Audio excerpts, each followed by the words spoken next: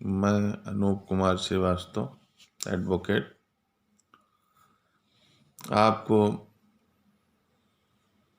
एक नई जानकारी लेकर आया हूँ ये कि चार्ज फ्रेम क्या होता है।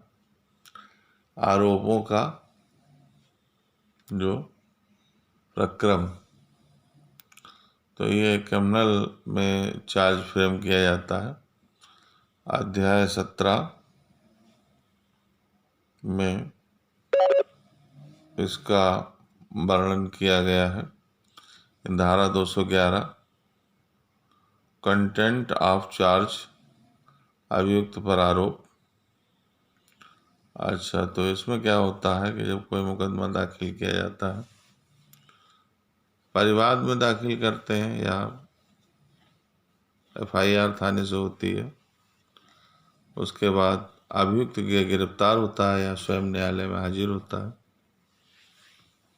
हाजिर होने के बाद जमानत कराता है। जमानत के बाद चार्ज फ्रेम होता है। फ्रेम और चार्ज किया जाता है तो अभियुक्त पर आरोप जो होते हैं, तो उसमें अभियुक्त के बताया जाता है कि आपके ऊपर ये आरोप है। अभियुक्त को अपराध की सारी सूचना दी जाती है कि इस कारण से ये अपराध आपके ऊपर बनता है। विधि में कानून के अंतर्गत ये धारा आपके ऊपर लगती है और ये अपराध क्यों बनता है, न्यायालय की भाषा में उसको लिखा जाता है तथा उससे पूछा जाता है कि आप अपराध स्वीकार करते हैं या आपको मुकदमा आगे लड़ना है। यदि वह अपराध स्वीकार करता है तो उसके हिसाब से उसको कुछ सजा क्षमादान करते हुए, उसकी कुछ सजा कम करते हुए, उसके साथ नम्रता बरतते हुए न्यायालय उसके साथ न्याय करता है। और यदि वो कहता है कि नहीं, मुझे मुकदमा लड़ना है, मेरे ऊपर जो ये आरोप लगाए गए हैं गलत हैं और ये न्यायालय में वादी साबित करे, तो उसको साबित करने का जो होता है वादी को ही वो होता है जिसने मुकदमा दाखिल किया है। 2 मुकदमों को छोड़कर बाकी सब में तो वादी को ही साबित करना पड़ता है। और यदि पुलिस ने चार्जशीट लगाई है तो उसमें पुलिस भी वादी के साथ में सहयोगी रूप से उस तत्व को साबित करने, मुकदमे को साबित करने में लगी रहती है। और सरकारी वकील जो कोर्ट में होता है, यदि पुलिस द्वारा चार्जशीट लगाई गई है तो उसमें राज्य की तरफ से कोर्ट में बैठा हुआ सरकारी वकील जो है वादी का समर्थन करता है और वह भी ये साबित करने की कोशिश करता है कि यह दंड हुआ है, अपराध हुआ है और अभियुक्त को सजा मिलनी चाहिए। तो उसमें जब स्टेट केस होता है, थाने से FIR हुई होती है, उसमें थाना इंचार्ज और IO और सरकारी वकील सभी व्यक्ति जो है कि अभियुक्त के खिलाफ जो है कार्य करते हैं, वादी के पक्ष में कार्य करते हैं। तो अब अभियुक्त अपना वकील स्वयं करता है। यदि अभियुक्त किसी तरह से कमज़ोर है पैसे से, तो प्रार्थना पत्र न्यायालय में दे सकता है कि मैं पैसे में कमज़ोर हूँ और मुझे सरकारी वकील उपलब्ध कराया जाए या कोई वकील जो न्यायालय से हो सके उपलब्ध कराया जाए।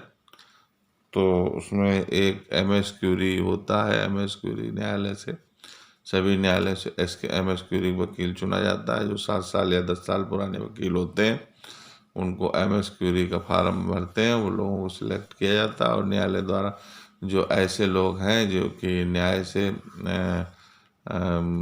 संविधान में ये प्रावधान है कि कोई व्यक्ति न्याय से वंचित न रह जाए, तो इसलिए न्याय से वंचित और शिक्षा से वंचित, न्याय का अधिकार और शिक्षा का अधिकार दो होते हैं, तो न्याय से वंचित न रह जाए इस कारण से उसको न्यायालय द्वारा उसके लिए वकील अपॉइंट किया जाता है।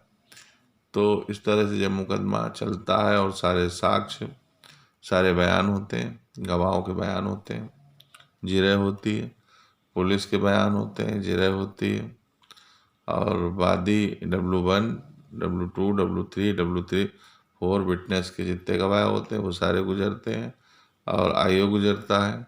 अगर उसमें डॉक्टर गवाह है, मेडिकल हुआ है तो डॉक्टर का गवाह गुजरता है, पोस्टमार्टम हुआ है तो वहाँ के डॉक्टरों के गवाह गुजरते हैं, और पुलिस के गवाह गुजरते हैं, इनके साक्षी गुजरते हैं, और विपक्षी को भी समय दिया जाता है 313 में बयान में। अगर वह परिवाद का मुकदमा है तो 246, 244, 246, 313, इस तरह से अभियुक्तों को भी पूरा समय दिया जाता है कि आप अपनी बात रख सकते हैं और कह सकते हैं, अपने बयान भी रख सकते हैं, अपने वकील के माध्यम से रख सकते हैं, और आप जो है वादी के गवाहों से जिरह भी कर सकते हैं। और उसके बाद जब प्रतिफल जो निकलता है तो उसमें जब ये जो है आरोप जो है जब साबित हो जाते हैं पूरे बाद बिंदु, सिविल में बाद बिंदु इसको बोलते हैं और क्रिमिनल में चार्ज फ्रेम बोलते हैं। और जब ये साबित हो जाता है तो दोषित के तथ्य के बारे में पूरा विस्तार से न्यायालय द्वारा लिखा जाता है, तारीख डाली जाती है, स्थान लिखा जाता है, दंडादेश वगैरह सभी इसमें जोड़ दिए जाते हैं। तो चार्ज फ्रेम जो है मुकदमे का एक आवश्यक तथ्य है, इसके बिना जो है कोई मुकदमा डिसाइड नहीं किया जा सकता है। चार्ज फ्रेम में जब तक सारी घटनाएं नहीं लिखेंगे कि घटना कब हुई थी, क्यों हुई थी, पुलिस रिपोर्ट में क्या आया था, इसमें क्या आया था, क्या ये घटना सत्य है या गलत है, या इसमें क्या होना चाहिए, इसमें क्या पनिशमेंट देना चाहिए, किस तरह से इसमें दंडित करना चाहिए, कितनी इसमें सजा होनी चाहिए, कि कौन कौन सी धारा इसमें लागू होनी चाहिए, कौन कौन सी धारा लागू नहीं होती हैं, कौन कौन से अभियुक्त इसमें आ रहे हैं, कौन कौन से अभियुक्त निर्दोष साबित होते हैं, ये सब सारी प्रक्रियाएं लिखती हैं। एक एक बात बिंदु को डिटेल में लिखा जाता है। इसी तरह से फिर निर्णय संभव हो पाता है। यदि बाद बिंदु न लिखे जाए या इसका चार्ज फ्रेम न लिखा जाए तो क्रिमिनल में चार्ज फ्रेम और सिविल में बाद बिंदु, अगर ये ना लिखे जाए तो मुकदमे के निस्तारण संभव न हो सकेगा। इसलिए एक आवश्यक प्रक्रिया है और आपको बताना भी आवश्यक है, क्योंकि जब अभियुक्त पक्ष या वादी पक्ष कोई न्यायालय में उपस्थित होते हैं तो ये कहा है चार्ज बनाओ, तो पता नहीं वो जो है अभियुक्त पक्ष तो उसकी सिट्टी बिट्टी गुम हो जाती है कि पता नहीं क्या हो रहा, चार्ज फ्रेम हो रहा। ऐसा तो नहीं कि फिर से हमें जमानत तो हो गई, अभी पकड़ के फिर से जेल भेज दिया जाए, क्या हो रहा है, तो बड़बड़ाता है, चारों तरफ देखता है वकील साहब कहाँ। तो इसलिए ये बहुत आवश्यक प्रक्रिया है कि आप लोग इन चीज़ों को जानें कि कोई ऐसी चीज़ नहीं है। ये जो है मुकदमे के निस्तारण के लिए एक आवश्यक प्रक्रिया है जो कि होनी ही चाहिए और जिस पे ही पूरा रिजल्ट जो है टिका हुआ है, और पूरा जो है आरोप का जो है भार इस चार्ज फ्रेम पे